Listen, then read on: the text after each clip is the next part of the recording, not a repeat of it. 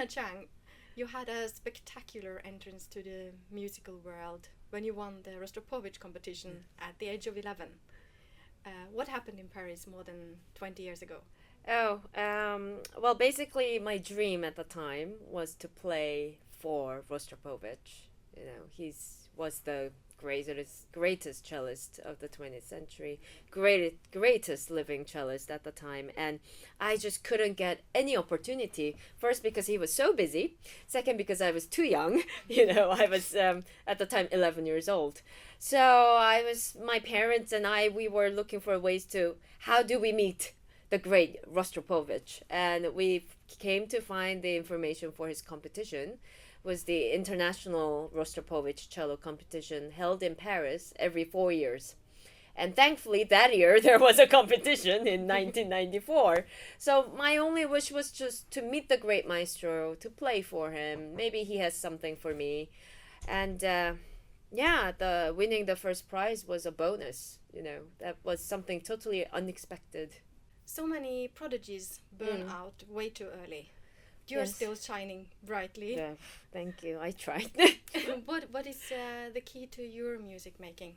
Well, I think for me, always is don't do everything, don't do too much, don't be too greedy. Because it was one of the first things that Slava Rostropovich told me when he gave me the first prize. The very next day in Paris in 1994, he called me and my mother to his apartment in Paris, and one of the few things he told me was don't play too many concerts. In fact, he said don't play more than 4 concerts a month.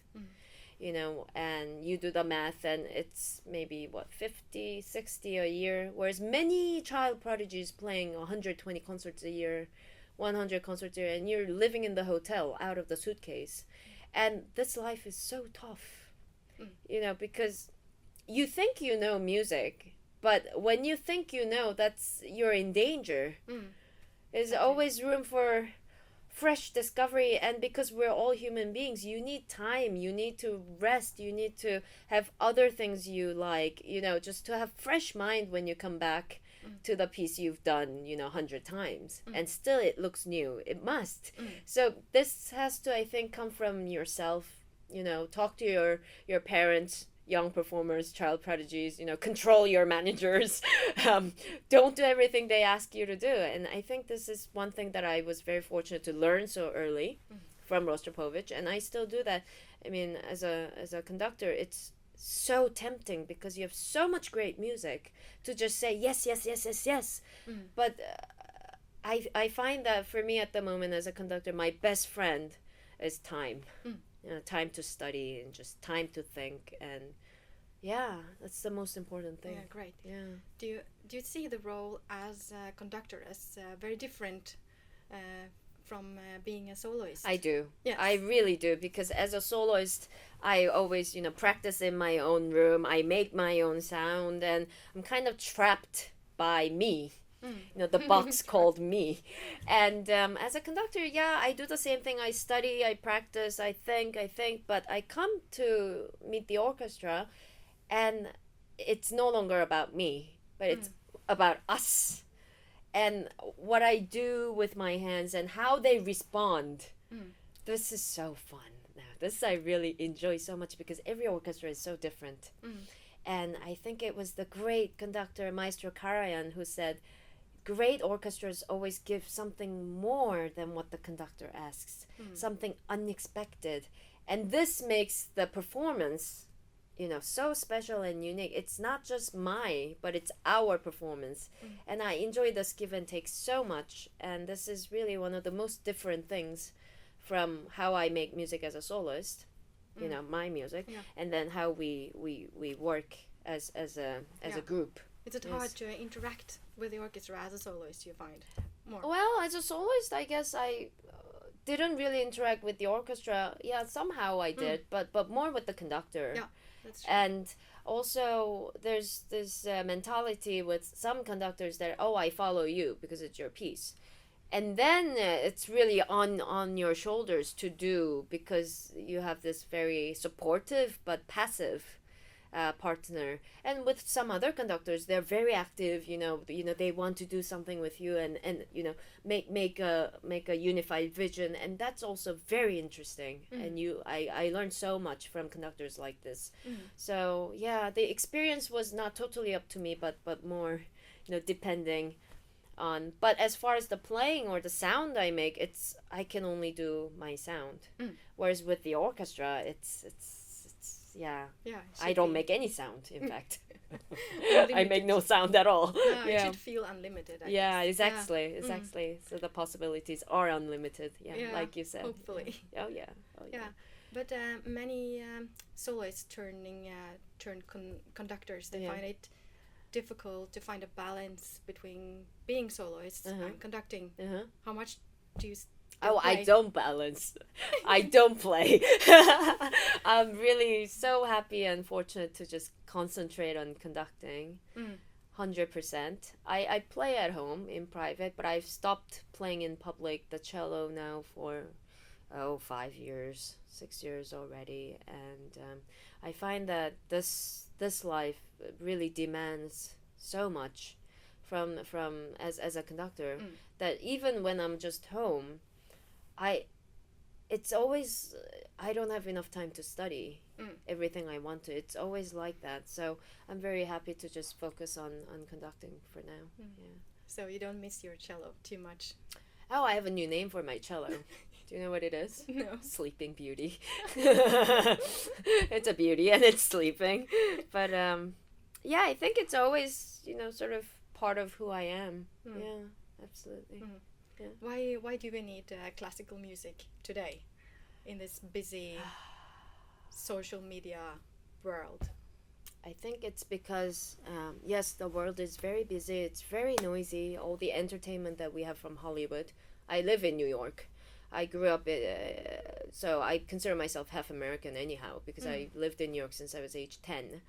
But all this entertainment from Hollywood, I find so much of it so violent, so vicious, so superficial. And yes, social media is great, but how many people pour out their hearts on the social media? Con desiderio, con passione, con tutta forza. You don't have the space. You don't have this heart-driven, heart pain on Twitter. I just, So classical music, it gives us a journey, chance for our spirits and our mind to take a journey outside our daily life into the mind of this great genius, Tchaikovsky, Beethoven, Mahler, who felt so deeply and so sharply. I think they were super sensitive, no? And who had the capability to express their feelings in such a beautiful way. So that for us, I think when we experience this music, it sort of becomes a part of our inner entity, what we feel, what we can awake to feel. Because so much of the human experience, being human beings, is feeling and communicating our feelings. We're not just eat and sleep, and we're spiritual beings. So I think this is why classical music is so important nowadays, is that it really gives us chance in a very short time, in 1 hour, or maybe shorter with Beethoven, maybe a little bit longer with Mahler, but in one sitting, we can really wake up to different spiritual feelings that maybe you don't have in your daily life, because daily life is so repetitive. And I think that's why we're so lucky musicians. I feel so fortunate that we do this every day for life, is that we get into contact with these raw emotions, Yeah. Tchaikovsky Fifth. Yes. It's such a huge and famous symphony. Yes. How would you sum it up to someone who hasn't heard it before?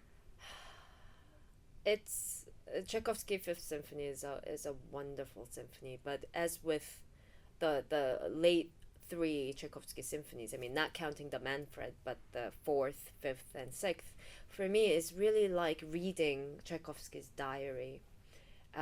You hear all the hopes and the dreams and the wishes of Tchaikovsky, his pain and the sadness and the longing and the passion, and what he was feeling about his fate. This is the famous Fate Symphony, from the first thema, do, do, do, do, do, do, do, the Fate thema. How he's oppressed by it, afraid of it. He tries to embrace it. And finally, at the end, what sounds like a triumphant, mastering of his fate. Ta, ta, da, da, di, da, di, da. And, throughout all this long journey, I just think, gosh, this man was full of love for life. He just wanted to live, and he wanted to be happy, like all the people around him. That's last movement of the Fourth Symphony. That was his program, is look at the happiness of others and be happy in their happiness. And this personal struggle to make sense of his life, and there's such a tragic yet hopeful document, and he really speaks from the heart. And there's so many markings in the symphony, but especially I love this one, con desiderio, con passione, con tutta forza. It's just like big melodramatic movie, with desire, Yes. With passion. For what? For life. This desire to just, and it's a phenomenal piece. And the orchestra just sings it so much. And I mean, we just had our first rehearsal, and I was so happy about already the way the orchestra sounds and the way we're working together, because I think it'll be a very exciting performance. I'm really looking forward to it. One of those live performances where we can really push as if Tchaikovsky wanted it. Because the other thing is, in this symphony, there's so many tempo markings from Tchaikovsky. You take the one like the second movement, molto più andante, and then animando, and then più animando, ritenuto, sostenuto. It's as if he's writing out the rubato he wants in this whole movement from the first note to the last. And so I try at least to stick to these tempo fluctuations, and that really conveys his feelings. I think his music is all about sound and time. We perform live for the audience, and that's it. It's not on a museum. No. It's always live event. Yes. So how we control the time really gives the impression to the audience how fast the time is going, how slow the time is going. We're making sculpture with time and sound. So for me, I mean, Tchaikovsky is probably, with Mahler, one of the clearest composer of what he wants in terms of phrasing, how to stretch the time here, how to push the time there. I'm really excited. This was a good first day.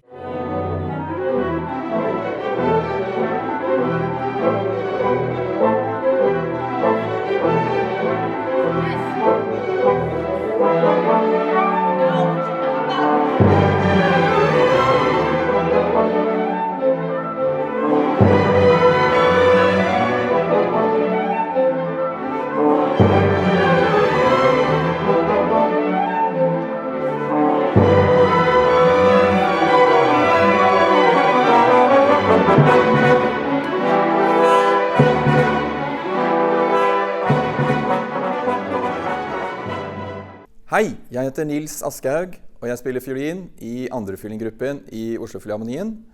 Takk for at du så på dette intervjuet med Chang. Vi har en spennende uke. Håper å se deg på ukens konserter.